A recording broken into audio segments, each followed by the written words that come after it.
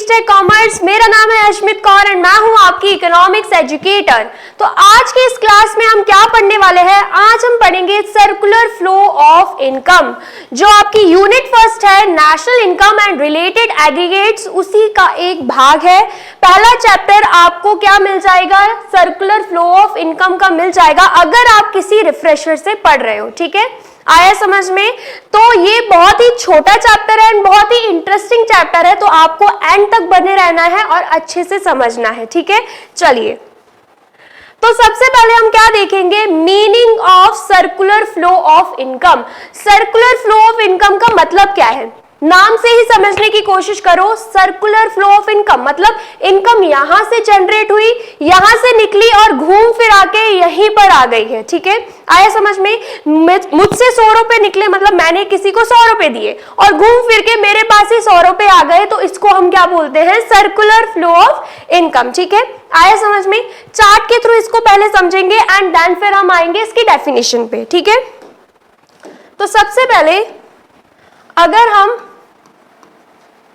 House holds की बात करते हैं एंड फर्म्स की बात करते हैं। हाउस होल्ड्स मतलब हम जैसे लोग, ठीक है, हम क्या हैं? हाउस होल्ड्स हैं। ठीक है, और फर्म्स मतलब जो प्रोड्यूसर्स होते हैं, ठीक है, जो सेलर्स होते हैं, जो सप्लायर्स होते हैं। हाउस होल्ड क्या हो गया? हाउस होल्ड जो कंज्यूमर्स होते हैं। ठीक है, आ गया समझ में? लेबर हो गए, कोई भी इंसान, कोई भी इंडिविजुअल, वो क्या है? वो हाउस होल्ड में इंक्लूड होते हैं, है ना?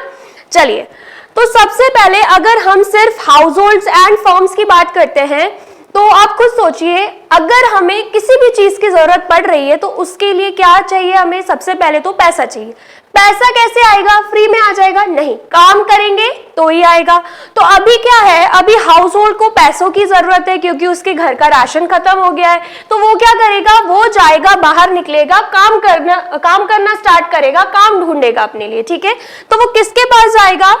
ये जो हाउस होल्ड है ये आ जाएगा फर्म्स के पास, वो भी काम करने के लिए, अपनी सर्विसेज देने के लिए। तो इकोनॉमिक्स की लैंग्वेज में हम इसे क्या बोलते हैं? Factor services. मतलब जो हाउस होल्ड है वो फर्म को क्या दे रहा है? फैक्टर सर्विसेज दे रहा है। ठीक है, हाउस होल्ड में हम एग्जांपल ले लेते हैं किसका? लेबर का। जो लेबर है, ठीक है, जो लेबर है वो क्या कर रहा है? अपनी सर्विसेज दे रहा है फर्म को। अब उसने सर्विसेज दे दी, काम कर लिया, अब फर्म क्या करेगा बदले में? फर्म ऑफ कोर्स उसको क्या देगा? पैसा देगा, उसकी मेहनत की कमाई उसको मिलेगी। ठीक है, तो इकोनॉमिक्स की लैंग्वेज में हम उसे क्या बोलते हैं? Factor payment. फर्म जो है वो हाउस होल्ड को पेमेंट कर देगा। ठीक है, तो फर्म क्या कर रहा है? हाउस होल्ड को पेमेंट कर रहा है, जिसे हम बोलेंगे फैक्टर पेमेंट। ठीक है, आ गया समझ में? चलिए, अब जैसे कि लेबर ने कितना कमाया, जो फर्म है उसने लेबर को दे दिए 10,000। ठीक है, आया समझ में? फर्म ने लेबर को कितने पैसे दे दिए? 10,000 दे दिए। ठीक है, अब वो घर गया उन पैसों को लेकर, तो उसकी बीवी ने बोला राशन खत्म है तो जाके दुकान से राशन ले आओ, सामान ले आओ बाहर जाके। ठीक है, उसने ऐसा बोला। तो अब लेबर क्या करेगा? जो फर्म्स रहती है वो बेसिकली करती क्या है? गुड्स एंड सर्विसेज प्रोड्यूस करती है, प्रोडक्ट्स बनाती है। ठीक है, तो हाउस होल्ड क्या करेगा? वो वापस फर्म्स के पास जाएगा। वापस किसके पास जाएगा? फर्म के पास। अब फर्म में ऐसा नहीं है कि एक ही फर्म के पास जाएगा। ठीक है, मतलब इसी फर्म के पास जाएगा जिसके पास वो काम कर रहा है, ऐसा नहीं है, किसी भी फर्म के पास जा सकता है। ठीक है, किसी भी दुकानदार के पास जा सकता है। तो यहाँ पर हम पढ़ क्या रहे? मैक्रो इकोनॉमिक्स पढ़ रहे हैं, जिसमें सभी फर्म्स की बात हो रही है, सभी हाउस होल्ड्स की बात हो रही है। इस हाउस होल्ड में सभी हाउस होल्ड आ जाते हैं, इस फर्म में सभी फर्म्स आ जाते हैं। ठीक है, तो वो किसी भी फर्म में जाए वो इसी में इंक्लूड होगा। ठीक है, आया समझ में? तो हाउस होल्ड अब क्या करने वाला है? हाउस होल्ड अब वापस चला जाएगा फर्म के पास। क्यों जा रहा है? क्योंकि उसको क्या चाहिए? उसको चाहिए गुड्स एंड सर्विसेज, सामान चाहिए। तो ये फर्म क्या करेगा? ये जो फर्म है वो हाउस होल्ड को दे देगा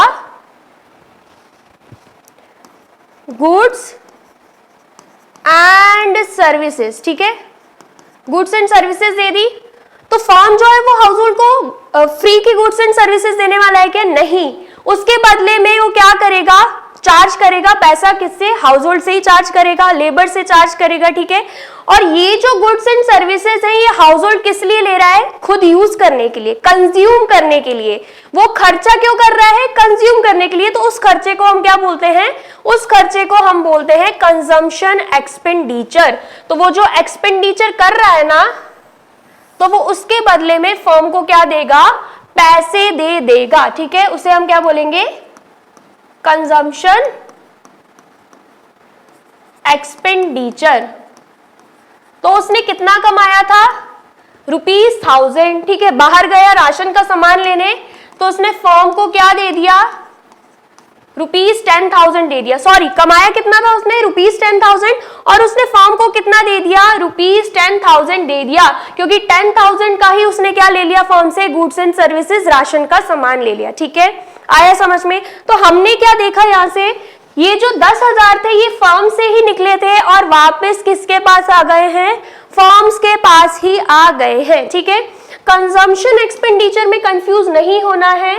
कंजम्पशन एक्सपेंडिचर वो एक्सपेंडिचर होता है जो हम खुद के यूज के लिए, खुद कंज्यूम करने के लिए करते हैं। वो खर्चा होता है जो हम खुद के यूज के लिए करते हैं। ऐसा नहीं है हम सामान लाकर बेच रहे हैं, फिर हम हाउस होल्ड की कैटेगरी में नहीं आएंगे, फिर हम फर्म बच जाएंगे, मतलब हम सेलिंग कर रहे हैं, तो हम कंज्यूम करने के लिए नहीं कर रहे हैं। लेकिन यहाँ पे जिसकी बात हो रही है वो हम खुद के यूज के लिए, कंज्यूम करने के लिए कर रहे हैं, इसलिए इसका नाम क्या है, कंजम्पशन एक्सपेंडिचर, ठीक है। इतना आया समझ में, ये चार्ट आपको क्लियर हुआ होगा। अब हम आ जाते हैं डेफिनेशन पे, ठीक है। तो क्या बोला हुआ है सर्कुलर फ्लो ऑफ इनकम के बारे में, it refers to cycle of generation of income in the production process. हम सर्कुलर फ्लो ऑफ इनकम को क्या बोलते हैं, cycle of generation of income. मतलब सर्कुलर फ्लो ऑफ इनकम से, सर्कुलर फ्लो ऑफ इनकम से इनकम क्या होती है, जेनरेट होती है, वो भी प्रोडक्शन प्रोसेस में। किसमें, प्रोडक्शन प्रोसेस, मतलब जहां से गुड्स एंड सर्विसेज क्या होते हैं, प्रोड्यूस होते हैं, ठीक है। वहां से इनकम क्या होती है, जेनरेट होती है। सो बेसिकली यहाँ पे बात हो रही है फर्म की, ठीक है। It's distribution among the factors of production. अब इनकम जनरेट हुई, सामान बनाया, सामान बेचा मार्केट में, तो इनकम जनरेट होगी, फर्म को मिलेगी इनकम, ठीक है। तो उस इनकम का वो क्या करेंगे, डिस्ट्रीब्यूशन करेंगे। क्या करेंगे, वो डिस्ट्रीब्यूशन करेंगे। कहां पे डिस्ट्रीब्यूशन करेंगे, फैक्टर्स ऑफ प्रोडक्शन में। अब बात आ जाती है कि मैम फैक्टर्स ऑफ प्रोडक्शन क्या है, ठीक है। तो ये भी हम क्लियर कर लेते हैं। अब हम बात कर लेते हैं फैक्टर्स ऑफ प्रोडक्शन की। So basically factors of production वो फैक्टर्स होते हैं जो हेल्प करते हैं प्रोडक्शन प्रोसेस में, प्रोडक्ट्स को बनाने में, गुड्स कमोडिटीज को बनाने में, ठीक है। फॉर एग्जाम्पल क्या, मैं आपको फैक्टर्स ऑफ प्रोडक्शन ही यहां पे लिखवा देती हूं। अगर हम बात करते हैं लैंड की, तो अगर आपको फैक्ट्री खोलनी है तो सबसे पहले आपको क्या लगेगा, जमीन लगेगी, उसी पे तो फैक्ट्री खोलोगे, है ना। तो अगर आपने किसी से जमीन ली है, वो भी रेंट पे, मतलब आप उसकी जमीन यूज कर रहे हो, बदले में आप उसको पैसा दे दोगे, ठीक है। तो ये लैंड क्या कर रहा है, आपकी हेल्प कर रहा है प्रोडक्शन प्रोसेस में, ताकि आप फैक्ट्री खड़ी कर पाओ, फैक्ट्री में क्या कर पाओ, प्रोड्यूस कर पाओ गुड्स को, ठीक है। आया समझ में। सेकेंड हम बात करते हैं लेबर। लेबर भी किस में आता है, फैक्टर्स ऑफ प्रोडक्शन में। क्यों, क्योंकि लेबर भी हेल्प करता है। अब अगर आपने बिल्डिंग खड़ी कर दी, ठीक है, आपने बिल्डिंग खड़ी कर दी तो लेबर भी तो चाहिए रहेंगे, वही तो काम करेंगे। तो लेबर भी क्या करता है, हेल्प करता है प्रोडक्शन प्रोसेस में, गुड्स को बनाने में, ठीक है। फिर उसके बाद आ जाता है कैपिटल। अब कैपिटल की बात क्यों हो रही है, लेबर रख ली, बिल्डिंग क्रिएट कर ली, मशीनरी खरीद ली, उसके लिए पैसा लगता है कि नहीं, बिल्कुल लगता है। तो इन्वेस्टमेंट लगती है, कोई इन्वेस्ट कर रहा है आपकी कंपनी में, आपकी फैक्ट्री में, वो आपको क्या दे रहा है, कैपिटल दे रहा है, ठीक है। आया समझ में। फिर फोर्थ आ जाता है एंटरप्राइज, या फिर हम बोल सकते हैं एंटरप्रेन्योर, ठीक है, जो कि मैनेज करता है फैक्ट्री को, कंपनी को, फर्म को, ठीक है। आया समझ में। अब अगर हम बात करते हैं लैंड की, तो जो आपको लैंड दे रहा है तो वो बदले में क्या चाहेगा आपसे कि आप उसे क्या दे दो, रेंट। तो आप उसे क्या दे दोगे, फर्म क्या दे देगी, जिसने उसको लैंड प्रोवाइड करी है, रेंट दे देगी, ठीक है। आया समझ में। लेबर को क्या देगी, फर्म वेजेस दे देगी। और जो कैपिटल दे रहा है, जो फैक्ट्री में इन्वेस्ट कर रहा है, उसको क्या मिल जाएगा, उसको उसका इंटरेस्ट मिल जाएगा, ठीक है। और जो एंटरप्राइज है, जो मैनेज कर रहा है चीजों को, फैक्ट्री को मैनेज कर रहा है, उसको क्या मिलेगा, उसको प्रॉफिट से मतलब है, तो उसको प्रॉफिट मिल जाएगा यहाँ पे, ठीक है। आया समझ में? तो ये चारों कौन है, ये चारों है फैक्टर्स ऑफ प्रोडक्शन, जो कि हेल्प करते हैं प्रोडक्शन प्रोसेस में प्रोडक्ट्स को बनाने में, ठीक है। आया समझ में? तो इनकम जो भी जनरेट होती है वो डिस्ट्रीब्यूट कहां पे हो जाती है, इन सभी लोगों को डिस्ट्रीब्यूट हो जाती है, फैक्टर्स ऑफ प्रोडक्शन में बट जाती है, ठीक है। आया समझ में? And finally it's circulation from household to firm in the form of consumption expenditure on goods and services produced by them. यहां पर जो समझाया है सेम वही लिखा हुआ है। क्या बोला जा रहा है, अब फर्म ने क्या करा, इनकम डिस्ट्रीब्यूट कर दी लेबर को, तो फिर उसके बाद क्या होता है, circulation from household to firm in the form of consumption expenditure. जो हाउस होल्ड रहता है वो कंजम्पशन एक्सपेंडिचर करता है, और वो इनकम हाउस होल्ड से किसके पास आ जाती है, फर्म के पास आ जाती है, वो भी एक्सपेंडिचर के रूप में, कंजम्पशन एक्सपेंडिचर के रूप में, और फर्म उसकी बदले क्या दे देता है, गुड्स एंड सर्विसेज दे देता है, जो कि वो प्रोड्यूस करता है, ठीक है। आ गया समझ में? अब डेफिनेशन आपको क्लियर हो गई होगी, ठीक है। चलिए नेक्स्ट हम आ जाते हैं phases of circulation, sorry circular flow of income. 3 phases होते हैं सर्कुलर फ्लो ऑफ इनकम के, ठीक है। There are 3 different phases, generation, distribution and disposition in circular flow of income as shown in the given diagram।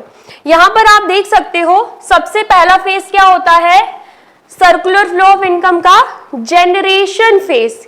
कौन सा phase, generation phase. Second phase क्या होता है, डिस्ट्रीब्यूशन फेज, ठीक है। और थर्ड फेज क्या होता है, डिस्पोजिशन फेज। जनरेशन फेज में क्या होता है, गुड्स एंड सर्विसेज को प्रोड्यूस किया जाता है, ठीक है, इसे हम प्रोडक्शन फेज भी बोलते हैं। डिस्ट्रीब्यूशन फेज में क्या होता है, इनकम डिस्ट्रीब्यूट होती है, तो इसको हम इनकम फेज भी बोलते हैं। और डिस्पोजिशन फेज में क्या होता है, एक्सपेंडिचर होता है, खर्चा होता है, तो इस फेज को हम क्या बोलते हैं, एक्सपेंडिचर फेज, ठीक है। तो लेते हैं, अगर हम बात करते हैं जनरेशन फेज की, तो जनरेशन फेज में गुड्स एंड सर्विसेज प्रोड्यूस होते हैं, तो हम इसे क्या बोलेंगे, प्रोडक्शन फेज, ठीक है। अगर हम बात करते हैं डिस्ट्रीब्यूशन फेज की, तो इस फेज में इनकम डिस्ट्रीब्यूट होती है, तो इसको हम क्या बोलते हैं, इनकम फेज। इनकम कहाँ डिस्ट्रीब्यूट होती है, फर्म जो है वो हाउस होल्ड को या फिर फैक्टर्स ऑफ प्रोडक्शन को इनकम दे रहा होता है, ठीक है। फिर उसके बाद आता है डिस्ट्रीब्यूशन फेज, जो इनकम हमें मिल रही होती है लेबर को, ठीक है, और किसी भी इंसान को उसके काम के बदले जो पेमेंट मिल रही होती है उसको वो क्या करता है, खर्च करता है, जिसे हम बोलते हैं डिस्पोजिशन फेज, मतलब एक्सपेंडिचर फेज, ठीक है। इतना क्लियर हुआ। चलिए अब आगे बढ़ते हैं। अब नया टॉपिक हमें क्या दे के रखा है, स्टॉक एंड फ्लो। बहुत ही छोटा टॉपिक है एंड बहुत ही इजी है। अगर हम बात करते हैं स्टॉक की, तो मतलब हम एक पर्टिकुलर पॉइंट ऑफ टाइम की बात कर रहे हैं। सपोज कीजिए आपकी शॉप है बैग्स की, ठीक है, आया समझ में, और मैंने आपको पूछ लिया आज, जैसे कि मान लीजिए आज है 20 मई, ठीक है, तो मैंने आपसे 20 मई को पूछ लिया कि बताइए कि आपके पास बैग्स का कितना स्टॉक पड़ा है। तो आप क्या पूरे मई मंथ का बताने लगोगे, या पूरा अप्रैल मंथ का बताने लगोगे, या जनवरी से लेकर 20 मई तक का हिसाब किताब बताने लगोगे? नहीं, मैंने आपको 20 मई का पूछा है ना, तो उस पर्टिकुलर पॉइंट ऑफ टाइम पे आपके पास कितने बैग्स बच रहे हैं आपको सिर्फ वही बताना है, ठीक है। उसी को हम क्या बोलते हैं, स्टॉक। तो सपोज कीजिए आपकी शॉप में सिर्फ और सिर्फ 10 बैग्स बच रहे हैं, 10 बैग स्टॉक में पड़े हैं, तो आप बताओगे कि मेरे पास 10 बैग है। हो सकता है कि मई की स्टार्टिंग में आप लेकर आए थे 100, सारे बिक गए, आपके पास सिर्फ 10 बचे हैं। या फिर हो सकता है कि 10 मई में ही 100 बिक गए थे, आपने 50 और बुला लिए, 40 और बिक गए 20 मई तक और सिर्फ 10 बचे हैं। ऐसा भी पॉसिबल है, कुछ भी हो सकता है, लेकिन हमें उससे कोई लेना देना नहीं। क्यों? क्योंकि हम बात किसकी कर रहे हैं? स्टॉक की, eight a particular point of time की। ठीक है, आया समझ में? तो क्या देके रखा है? Stock variable refers to that variable which is measured at a particular point of time. कब मेजर किया जाता है? पर्टिकुलर पॉइंट ऑफ टाइम पर मेजर किया जाता है। ठीक है, एग्जाम्पल देके रखा है, stock of goods in the godown on 31 January. जैसे कि मैंने आपसे पूछ लिया, बताइए आपका गोडाउन है ना, तो बताइए आपके गोडाउन में 31 जनवरी में कितने गुड्स पड़े हैं। ठीक है, कितना स्टॉक ऑफ गुड्स पड़ा है, तो आप उसी दिन का बताओगे और मुझे लेना देना ही नहीं है। ठीक है, फिर उसके बाद it means stock variable are not time dimensional. इसका मतलब क्या है कि इनको टाइम डायमेंशनल से मतलब ही नहीं है। ठीक है, उनको अभी से मतलब है। Stock variables are not time dimensional. ठीक है, फिर उसके बाद अगर हम आ जाते हैं फ्लो पर, तो फ्लो का मतलब क्या है? फ्लो मतलब बहना, मतलब बहना वो मत सोच लेना। फ्लो का मतलब होता है कि हमें पूरे मंथ का बताओ आप। ठीक है, पूरे 4 महीने का बताओ, पूरे साल का बताओ। ठीक है, इसमें बात किसकी होती है? फ्लो की। कितना स्टॉक आ रहा है, कितने बैग्स आ रहे हैं, कितने चले गए, कितने बचे, हर एक चीज का हिसाब किताब मुझे चाहिए। मतलब फ्लो आप समझ लो, फ्लो मतलब समझ लो मम्मी। जैसे कि मम्मी हर एक चीज पूछती है ना, हर एक चीज का हिसाब किताब रखती है, घर में भी आपसे भी पूछेंगी आपकी लाइफ में क्या चल रहा है। ठीक है, तो फ्लो मतलब समझ लो मम्मी, स्टॉक मतलब समझ लो पापा। महीने में एक दिन उठा लेंगे और एक दिन ही सब पूछ लेंगे कि अभी क्या चल रहा है तेरी लाइफ में, या अभी क्या हुआ, पढ़ाई कैसी चल रही, कितना पढ़ लिया। ठीक है, एक दिन ही पूछेंगे और अच्छे से ही पूछेंगे। ठीक है, तो स्टॉक मान लो पापा, फ्लो हो गई आपकी मम्मी। ठीक है, जो हर एक दिन आपका हिसाब किताब रख रही है पूरे महीने का, उनको जानना है इस दिन यही है, क्या हुआ था इस दिन, कब पढ़ा था, कितना पढ़ा था, सब चीज जाननी है। ठीक है, तो फ्लो की अगर हम बात करें तो हम हर चीज की बात करते हैं, over a period of time की बात करते हैं। ठीक है, flow variable refers to that variable which is measured over a period of time. ठीक है, इसमें at a particular point of time की बात नहीं होती है, over a period of time की बात होती है। ठीक है, एग्जाम्पल भी देके रखे हुए हैं, production of goods during the month of January. यहां पर क्या बात हो रही थी? सिर्फ हमें मतलब है 31 जनवरी की। 31 जनवरी से मतलब है, पापा ने पूछ लिया बता 31 जनवरी को तो कितना पड़ा है। ठीक है, और यहां पे बात हो रही है मंथ ऑफ जनवरी। मम्मी ने पूछ लिया पूरे मंथ का बताओ कि जनवरी 2019 में आपने कितना पढ़ा, कितनी बुक कंप्लीट करी। ठीक है, आ गया समझ में? कितने बैग्स आपके पास पड़े हुए हैं, पड़े नहीं हुए हैं, मतलब पूरे मंथ में कितने बैग्स आए, कितने बैग्स गए और कितने खरीदे, सब बताना है आपको। ठीक है, आ गया समझ में? चलिए, फिर बात होती है birth rate in the year 2018। पूरे साल का पूछा जा रहा है कि पूरे साल में बर्थ रेट क्या था। Eight a particular point of time के बारे में नहीं हो रहा बात, यहाँ पे over a period of time के बारे में बात हो रही है। ठीक है, देन उसके बाद national income in the year 2018। 2018 पूरे साल का बताओ कि उसमें नेशनल इनकम कितनी थी। आर फ्लो वेरिएबल्स, ये सारे ही एग्जाम्पल्स किसके हैं? फ्लो वेरिएबल्स के एग्जाम्पल हैं। ठीक है, आया समझ में? I hope you understood. चलिए, अब हम यहाँ पे क्या पढ़ लेंगे? Difference between stock and flow. वैसे तो पूरा मतलब ही मैंने अच्छे से समझा दिया है, वही सेम चीजें यहाँ पे लिखी हुई हैं। ठीक है, फिर भी एक बार हम रीड आउट कर लेते हैं, क्योंकि हो सकता है पेपर में आपसे डिफरेंस बिटवीन पूछा जाए। ठीक है, तो आपको अगर आप ऐसे चार्ट में बना के आओगे ना, पूरे मार्क्स मिलने वाले हैं। ठीक है, ऐसे पैरा में लिखोगे ना, उतना अच्छा नहीं लगेगा, उतने मार्क्स नहीं मिलेंगे। डिफरेंस बिटवीन मतलब एक लाइन बना दो, बॉर्डर पार इसको कर दो, एक बॉर्डर पार उसको कर दो, तो फिर तभी समझ में आता है एग्जामिनर को। ठीक है, आया समझ में? चलिए, तो सबसे पहले अगर हम मीनिंग की बात करें, वही सेम मीनिंग लिखी हुई है। Stock variable refers to that variable which is measured at a particular point of time. ठीक है, फ्लो की डेफिनेशन की बात करें तो flow variable refers to that variable which is measured over a period of time. ठीक है, clear हुआ? फिर अब टाइम डायमेंशंस की बात करें तो वही चीज मैंने आपको बताई थी, it does not have a time dimensions, लेकिन फ्लो की बात करें तो it has time dimension as its magnitude can be measured over a period of time, क्योंकि हम over a period of time की बात करते हैं तो यहाँ पे टाइम डायमेंशन मैटर करता है, क्योंकि यहाँ पे चेंजेस होते रहते हैं। ठीक है, आया समझ में? चलिए फिर नेचर ऑफ कॉन्सेप्ट की बात करें और स्टॉक की बात करें तो it is a static concept, मतलब कांस्टेंट है ये। अगर 10 बैग पड़े हैं तो 10 ही बताएंगे, 20 पड़े तो 20 ही बताएंगे। ऐसे नहीं कि पहले 10 बोल दिए कि 10 थे फिर 20 बचे, फिर ऐसा कुछ नहीं। कांस्टेंट मतलब एक पर्टिकुलर पॉइंट ऑफ टाइम की बात हो रही है तो ये स्टैटिक है, नंबर्स में हमें बता देना है क्लियर कट। ठीक है, आया समझ में? लेकिन ये क्या है, फ्लो की बात करें तो ये डायनामिक कॉन्सेप्ट, ये चेंज होता रहता है। 100 आएंगे, 50 बिकेंगे, 50 रह जाएंगे, फिर 30 बिकेंगे, फिर हम 100 बुला लेंगे। ठीक है, फिर उसमें से 80 बिक जाएंगे। तो ये क्या होता है, चेंज होता रहता है, क्योंकि इस टाइम पे हम over a period of time की बात करते हैं, सिर्फ एक पर्टिकुलर पॉइंट ऑफ टाइम की बात नहीं करते। तो डायनामिक मतलब चेंजिंग कॉन्सेप्ट है। ठीक है, आया समझ में? और ये कुछ एग्जाम्पल्स आपको दे के रखे हैं, जैसे कि population of India as on 31 March 2018। अब एक दिन ही उठा लिया और पूछ लिया कि बताओ आज इंडिया की कितनी पॉपुलेशन है, तो ये क्या है, ये स्टॉक के बारे में बात हो रही है, eight a particular point of time की बात हो रही है। फिर नंबर ऑफ बर्थ ड्यूरिंग 2018, पूरे साल में बताओ कितने नंबर ऑफ बर्थ है। ठीक है, कितने लोगों ने जन्म लिया, पूरे साल की बात हो रही है, फ्लो की बात हो रही है। ठीक है, यहाँ पे total number of Maruti cars in Delhi, आज ही पूछ लिया हमने कि बताओ दिल्ली में कितने कार हैं, टोटल कितनी कार्स हैं, वो भी मारुति कार्स कितनी है, तो ये स्टॉक की बात हो रही है। ठीक है, मारुति कार्स मैन्युफैक्चर्ड ड्यूरिंग जनवरी 2019, पूरे साल में बताओ कि कितनी मारुति कार्स मैन्युफैक्चर हुई हैं, तो ये क्या है, फ्लो की बात हो रही है। ठीक है, फिर हम आ जाते हैं मनी सप्लाई।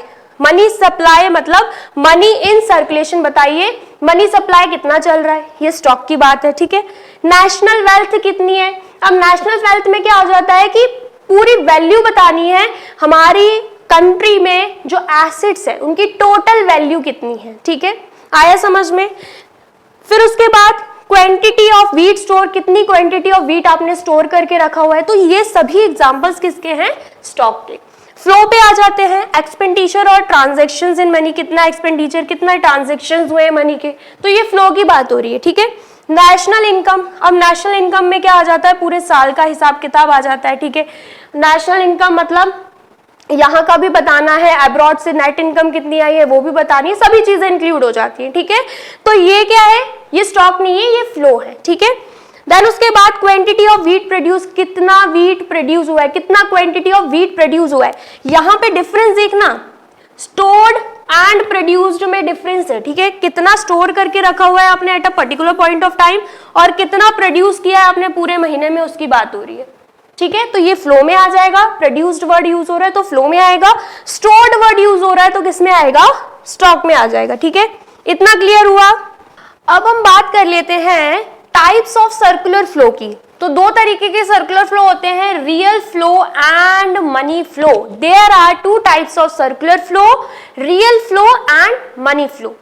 अब मनी फ्लो का नाम सुन के समझ में आ रहा होगा, यहाँ पर सिर्फ और सिर्फ पैसों की बात होगी। ठीक है, आया समझ में? और रियल फ्लो में पैसों की बात नहीं होगी। ठीक है, अब जैसे कि मैंने आपको यहाँ पर चार्ट समझाया था, स्टार्टिंग में ही मैंने आपको चार्ट समझाया था, इसमें पैसों की बात भी हो रही थी, है ना, सर्विसेज की बात भी हो रही थी। तो हमें क्या करना है, इसी को अलग करके रखना है, इसी को क्या करना है, अलग कर देना है। ठीक है, तो अगर हम रियल फ्लो की बात करते हैं तो सबसे पहले तो यहां पर अगेन हम चार्ट बनाएंगे, इसको चार्ट के साथ समझेंगे। ठीक है, हाउस होल्ड्स एंड फर्म्स, जो पहले हमने चार्ट देखा था उसमें से अगर हम मनी को हटा दें तो क्या बचता है, क्या बचता है आप खुद बताइए। हाउस होल्ड क्या करने जा रहा था फर्म के पास, फैक्टर सर्विसेज देने जा रहा था, है ना। अब फैक्टर सर्विसेज दे दी, अब फैक्टर सर्विसेज के बदले अगर फर्म हाउस होल्ड को क्या नहीं देता, फैक्टर पेमेंट नहीं देता, क्योंकि यहां पर पैसों की बात होनी नहीं है, तो वो क्या दे देगा उसके बदले में, उसके बदले में फर्म दे देगा हाउस होल्ड को गुड्स एंड सर्विसेज, मतलब उसके काम करने के बदले में, ये जो काम करके दिया है लेबर ने, हाउस होल्ड ने फर्म को, तो उसके बदले में, उसके रिटर्न में वो दे देगा गुड्स एंड सर्विसेज। ठीक है, आया समझ में? सो बेसिकली ये जो बात हो रही है ना बार्टर सिस्टम की हो रही है। आपने पहले भी पढ़ा होगा बार्टर सिस्टम के बारे में, पुराने जमाने में बहुत चलता था। ठीक है, एक सामान दो दूसरा लो। तो यहाँ पे सर्विसेज दी काम करी, उसके बदले में फर्म ने जो गुड्स एंड सर्विसेज प्रोड्यूस करे थे वो किसको दे दिए? हाउस होल्ड को दे दिए। तो इसी को हम क्या बोलते हैं? इसी को हम बोलते हैं रियल फ्लो। आया समझ में? अब हम रीड आउट करके देख लेते हैं। Real flow refers to the flow of factor services from household to firm. Factor services from household to firm and the corresponding flow of goods and services from firm to household. हमने क्या देखा? जो firm है वो household को क्या दे रही है? Goods and services. Same वही बात बोली गई है। ठीक है, आया समझ में? अब हम बात कर लेते हैं मनी फ्लो की। अब मनी फ्लो में भी क्या रहेगा? Households and forms. ठीक है, तो अगर हम सिर्फ और सिर्फ मनी फ्लो में मनी की बात करते हैं तो यहां पर हमने क्या देखा? हाउस होल्ड ने फर्म्स को क्या दे दी? Factor services. उसके बदले में फर्म क्या करेगा? हाउस होल्ड को क्या दे देगा? फैक्टर पेमेंट दे देगा। ठीक है, क्या दे देगा? फैक्टर पेमेंट दे देगा। फिर हाउस होल्ड क्या करेगा? खर्चा करने जाएगा वो भी फर्म के पास। तो फर्म क्या दे देगा? हाउस होल्ड को गुड्स एंड सर्विसेज, जिसके बदले में हाउस होल्ड जो है वो फर्म को पैसा दे देगा, जिसको इकोनॉमी की लैंग्वेज में बोल सकते हैं हम कंजम्पशन एक्सपेंडिचर कर रहा है। वो फर्म के पास जाके क्या कर रहा है? कंजम्पशन एक्सपेंडिचर खर्चा कर रहा है, वो भी खुद के यूज के लिए। ठीक है, आया समझ में? तो उसने हाउस होल्ड ने फर्म को क्या दे दिए? पैसे दे दिए। अब यहाँ पर आप देख सकते हो सिर्फ और सिर्फ मनी की ही बात हो रही है, इसलिए हम इसे क्या बोलते हैं? मनी फ्लो बोलते हैं। ठीक है, एक बार हम यहाँ पे रीड आउट कर लेते हैं। Money flow refers to the flow of factor payment from firm to household for their factor services. Same वही बात बोली जा रही है कि जो फर्म है वो हाउस होल्ड को क्या दे रहा है? फैक्टर पेमेंट दे रहा है, क्योंकि हाउस होल्ड ने फर्म को क्या दी थी? Factor services. ठीक है, and corresponding flow of consumption expenditure from household to firm for purchase of goods and services produced by the firm. अब गुड्स एंड सर्विसेज जो फर्म ने प्रोड्यूस किए थे वो उन्होंने किसको दे दिए? हाउस होल्ड को दे दिए, जिसके बदले में हाउस होल्ड ने क्या किया है? कंजम्पशन एक्सपेंडिचर किया है, खर्चा किया है, और वो खर्चे का पैसा किसको दे दिया? फर्म को। इतना आया समझ में? तो ये बात हो रही है मनी फ्लो की। ठीक है, चलिए अब नेक्स्ट हम इसका डिफरेंस पढ़ लेते हैं। ठीक है, real flow and money flow के बीच में क्या डिफरेंस है वो हम देख लेते हैं। ये भी पूछा जा सकता है आपको। ठीक है, तो सबसे पहले अगर मीनिंग की बात करें, मीनिंग सेम रहेगा। It is the flow of goods and services between firms and house hold. ठीक है, रियल फ्लो में क्या होता है? गुड्स एंड सर्विसेज की बात होती है, मनी की बात नहीं होती। सर्विसेज दे रहा है हाउस होल्ड फर्म को, तो गुड्स ले रहा है फर्म से। ठीक है, तो यहाँ पर रियल फ्लो की यही डेफिनेशन रहेगी। लेकिन मनी फ्लो की बात करें तो ऑफ कोर्स मनी की बात होती है, तो it is the flow of money between firms and house hold. Money flow में क्या होता है? फर्म और हाउस होल्ड के बीच में मनी फ्लो होता है, पैसों में बात होती है। ठीक है, आया समझ में? फिर काइंड्स ऑफ एक्सचेंज की बात करें, it involves exchange of goods and services. इसमें सिर्फ और सिर्फ गुड्स एंड सर्विसेज एक्सचेंज होते हैं हाउस होल्ड एंड फर्म के बीच में। लेकिन यहां पर अगर हम मनी फ्लो की बात करें तो क्या एक्सचेंज होता है? मनी एक्सचेंज होती है हाउस होल्ड एंड फर्म के बीच में, जैसे कि हमने चार्ट में भी देखा। ठीक है, फिर उसके बाद डिफिकल्टी इन एक्सचेंज। एक्सचेंज करते वक्त जैसे कि यहाँ पे गुड्स एंड सर्विसेज एक्सचेंज हो रहा है एंड यहाँ पर मनी एक्सचेंज हो रहा है, तो क्या डिफिकल्टी हो सकती है? तो सबसे पहले अगर हम रियल फ्लो की बात करें तो क्या देख रखा है? There may be difficulties of barter system in exchange of goods and factor services. Barter system में जब हम गुड्स एंड सर्विसेज एक्सचेंज करते हैं तो डिफिकल्टी हो सकती है। ठीक है, क्योंकि हम नाप तोल नहीं सकते। कोई काम करके दे रहा है, उसके बदले हम गुड्स दे रहे हैं। हो सकता है काम उसने ज्यादा किया लेकिन गुड्स उतने ज्यादा हम उसे दे नहीं रहे, या हो सकता है काम उसने कम किया, हमने ज्यादा गुड्स दे दिए। तो नाप तोल नहीं सकते हम गुड्स एंड सर्विसेज को। बार्टर सिस्टम इसलिए परफेक्ट नहीं होता है, तो डिफिकल्टी होती है एक्सचेंज करने में। ठीक है, आया समझ में? यहीं पे अगर हम मनी फ्लो की बात करें तो there is no such difficulty in case of money flow. Money flow की बात करें तो पैसों में बात हो रही है, तो बराबर पैसा समझ आता है। ठीक है, क्योंकि अमाउंट में होता है, नंबर फॉर्म में होता है, तो यहाँ पे कोई डिफिकल्टी नहीं होती एक्सचेंज करते वक्त। ठीक है, आया समझ में? अब अल्टरनेटिव नेम की बात हो रही है। अल्टरनेटिव नेम मतलब रियल फ्लो को हम फिजिकल फ्लो भी बोलते हैं एंड मनी फ्लो को हम नॉमिनल फ्लो भी बोलते हैं। ठीक ठीक है, दूसरा नाम देके रखा हुआ है real flow and money flow का। ठीक है, आया समझ में? चलिए अब हम आ जाते हैं लास्ट टॉपिक पे, जो कि क्या है, circular flow in a simple economy. तो सबसे पहले जो हमने पढ़ा था ना,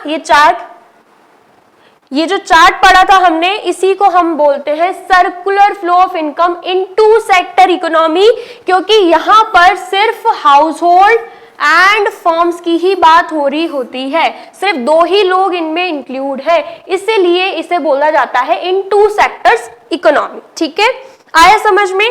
तो जो सर्कुलर फ्लो ऑफ इनकम का मैंने यहाँ पे चार्ट बताया था, सेम वही कहां पे आ जाएगा, सेम वही यहां पे आ जाएगा, circular flow in a simple economy. Two sector economy की बात होती है तो उसको हम सिंपल इकोनॉमी भी बोलते हैं। ठीक है, अब यहां पे एक और चीज ऐड हो सकती है, circular flow in a simple economy और in a two sector economy with financial markets, with financial market. अब आप सोच रहे होंगे फिनेंशियल मार्केट का क्या रोल है, तो वापस हम चार्ट पर आ जाते हैं। ठीक है, चार्ट बहुत ही अच्छे से हमने बनाया था, समझा था, अब हम बीच में ले आते हैं फिनेंशियल मार्केट को। तो अब हम समझते हैं इसका क्या रोल है। ठीक है, सपोज कीजिए हाउस होल्ड को फर्म से क्या मिल गया, 10,000 रुपए मिल गए। ठीक है, अब आप खुद सोचिए, आपके पापा कमा कर लेकर आते हैं तो पूरा खर्च कर देंगे, कुछ सेविंग्स भी बचाते हैं ना। तो सपोज कीजिए लेबर को 10,000 मिले थे, उसमें से उसने 2,000 क्या कर दिए हैं, 2,000 सेव कर लिए हैं, और जो बचे हुए 8,000 हैं वो उसने खर्च किए हैं, उसका उसने कंजम्पशन एक्सपेंडिचर किया है। तो फर्म के पास कितना आ गया, फर्म के पास आ गया है 8,000 रुपए, लेकिन फर्म ने कितना दिया था, ₹10,000। तो क्या यहाँ पे proper circular flow of income हो रहा है? नहीं, जितना फर्म ने दिया था उतना तो रिटर्न ही नहीं आ रहा उसके पास, उतना तो आया ही नहीं उसके पास। उसने दिए थे 10,000, मिले उसको 8,000। ठीक है, आया समझ में? तो उस केस में क्या होता है, उस केस में होती है फाइनेंशियल मार्केट की एंट्री। क्यों? क्योंकि वो जाएगा लेबर के पास। ठीक है, वो बोलेगा फाइनेंशियल मार्केट मतलब जैसे कि बैंक्स वगैरह हो गए, फाइनेंशियल इंस्टीट्यूशंस हो गए, है ना, तो वो बोलेगा भैया आपने 2,000 सेव करके रखे, कल को कोई चोर आके चोरी कर गया तो बैंक्स यहाँ पे सेफ रहेंगे, आप इन 2,000 को हमें दे दो। ठीक है, उसके बदले में आपको इंटरेस्ट भी मिलता रहेगा। तो यहाँ पे हाउस होल्ड क्या करेगा, अपनी सेविंग्स दे देगा, अपनी जो सेविंग्स रहेंगी वो दे देगा फाइनेंशियल मार्केट को। तो ये जो 2,000 है ये किसके पास आ गए, ये आ गए फाइनेंशियल मार्केट के पास। ठीक है, आया समझ में? अब जैसे कि फर्म है, फर्म को पैसों की जरूरत पड़ी, ठीक है, उसके पास पैसे नहीं है, तो वो क्या करेगा, वो अगेन फाइनेंशियल मार्केट के पास जाएगा और उससे ये 2,000 रुपए बोरो कर लेगा। क्या कर लेगा, बोरो कर लेगा। ठीक है, तो ये जो फर्म है, ये जो फाइनेंशियल मार्केट है, ये फर्म को ये 2,000 रुपए दे देगा। ठीक है, उसने सपोज 2,000 रुपए मांगे, फर्म ने फाइनेंशियल मार्केट से 2,000 मांगे तो वो 2,000 दे देगा। ठीक है, तो फर्म क्या करता है, फर्म जो है वो फाइनेंशियल मार्केट से बोरो करता है। ठीक है, आया समझ में? और अगर फर्म के पास ज्यादा पैसा बचा हुआ है तो वो भी फाइनेंशियल मार्केट में क्या कर सकता है, अपना पैसा सेव कर सकता है। तो यहाँ पर सिर्फ बोरो करने का काम नहीं करते फर्म्स, वो सेव भी करते हैं फाइनेंशियल मार्केट में। ठीक है, तो यहाँ पर इसमें सेविंग्स भी इंक्लूड हो जाएंगी। ठीक है, आया समझ में?